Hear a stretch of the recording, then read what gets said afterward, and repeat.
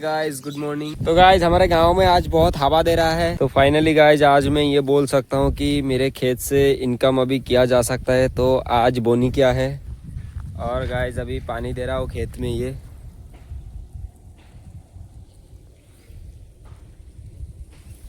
तो गाइस होली में मंदिर में काम शाम करना होगा ना, तो इसीलिए अभी सब काम झमेला मिटा देता हूँ, नहीं तो फिर घर वाले चिल्ला चिल्ली करेंगे खेत में पानी देने के लिए और मंदिर में एंजॉयमेंट मेरा ख़त्म हो जाएगा, बैंड बज जाएगा उसकी।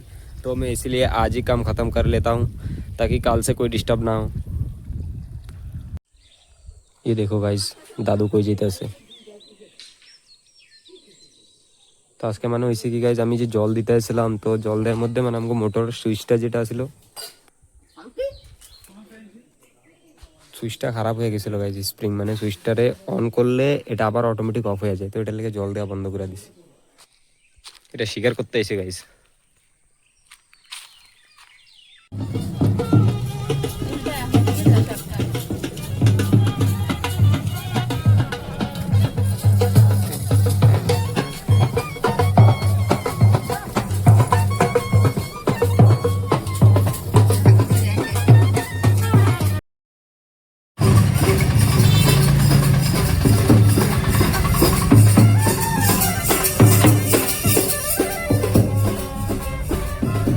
আমি মাত্র আইসি লঙ্কার থেকে যে আয়া অঙ্গ মন্দিরে কীর্তন চলতেছে রাত্রে। আজকে রোববার, এমনি হরিবাসর গাইজ আজকে।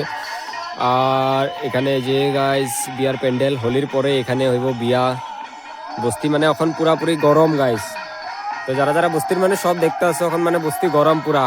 তারপরে আইব আবার কদিন পরে ইলেকশন, তো বস্তি আবার ফুল হইব গাইজ।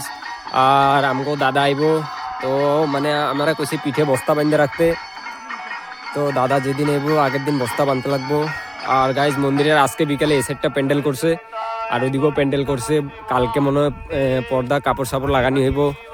তারপরে আগের মতন আবার কইছে কালকে দাদা ওইদিকেও মানে যারা মানুষজন আইব বা ভক্তবৃন্দরা যারা আইব ওইদিকে বানাইতে লাগবো। গাইজ এটা করার লাগে ওইদিকে জায়গা বানাইতে লাগবো। তো বাকি গাইজ কীর্তন শেষ, এখন যামু ঘরে। Good night guys. তো এটা হচ্ছে আমাকে মশকার বর্তমান সিচুয়েশন। ট্রান্সমিটারে যে কি